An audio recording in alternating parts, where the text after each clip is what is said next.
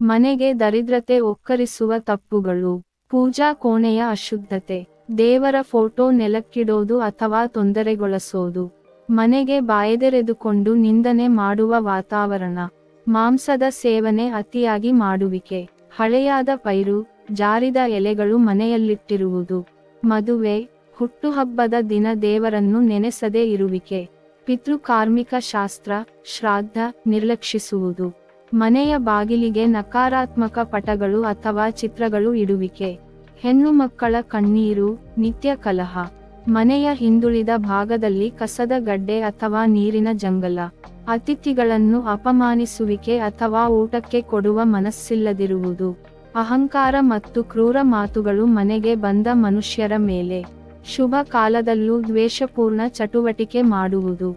ಕೂಡಲಿಲ್ಲದ ಸಂಗಾತಿಯೊಂದಿಗೆ ಸಂಬಂಧ. ದೇವಸ್ಥಾನದಿಂದ ಬಂದ ಪ್ರಸಾದವನ್ನು ಎಸೆಯುವುದು. ಆಶೀರ್ವಾದ ಪಡೆದ ವಸ್ತುಗಳನ್ನು ತಿರಸ್ಕರಿಸುವುದು.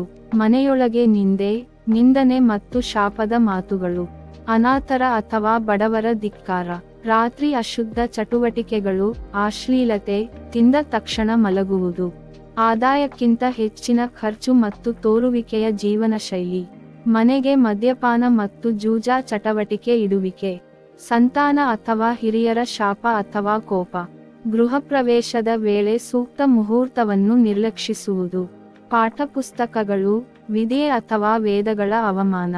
ಅಮ್ಮನ ಎದೆ ಬಿಸಿ ಅಥವಾ ದೇವಿಯ ಕೋಪ ಉಂಟುಮಾಡುವ ಕೆಲಸ. ಬಳಸಿದ ತುಪ್ಪ, ಎಣ್ಣೆ ನೆಲದಲ್ಲಿ ಬಿಸುಡುವುದು. ಮನೆಯ ಪಶುಗಳು ದುಃಖದಲ್ಲಿ ಇರೋದನ್ನು ನಿರ್ಲಕ್ಷಿಸುವಿಕೆ. ವಾಸ್ತು ದೋಷ ಮತ್ತು ದಿಕ್ಕು ತಪ್ಪುಗಳ ನಿರ್ಲಕ್ಷ್ಯ. ರಕ್ತ ಸಂಬಂಧಿಗಳ ಶಾಪ, ಪತ್ನಿ, ತಾಯಿ, ಸಹೋದರಿ.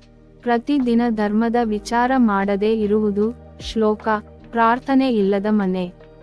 ಇದೇ ತರಹದ ಮತ್ತಷ್ಟು ವಿಡಿಯೋಗಳಿಗಾಗಿ ಪ್ಲೀಸ್ ಸಬ್ಸ್ಕ್ರೈಬ್ ಮಾಡಿ.